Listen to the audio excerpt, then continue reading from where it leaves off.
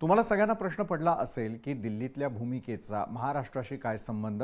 तर महाराष्ट्रामध्ये देखील शिवसेनेनं बदललेला सूर आणि त्यातून नेमकं काय साध्य करण्याचा प्रयत्न होतोय याची झलक दाखवणारा सामनामध्ये आलेला अग्रलेख आणि त्या अग्रलेखात कशा प्रकारे कौतुक करण्यात आलेलं होतं त्यावर एक नजर टाकूयात। तर सामनामध्ये देवाभाऊ अभिनंदन अशा प्रकारचं कौतुक करण्यात आलेलं होतं।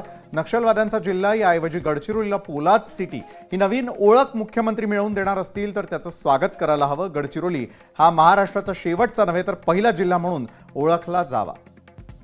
तर यासाठी फडणवीस प्रयत्न करणार आहेत ते चुकीचं नाहीये, फक्त गडचिरोलीच्या विकासाचा हा विडा आपण इथली सामान्य जनता आणि गरीब आदिवासी यांच्यासाठीच उचललेला आहे, कुणा खाण सम्राटांसाठी नव्हे हे दाखवून देण्याची काळजी देवाभाऊंना घ्यावी लागेल।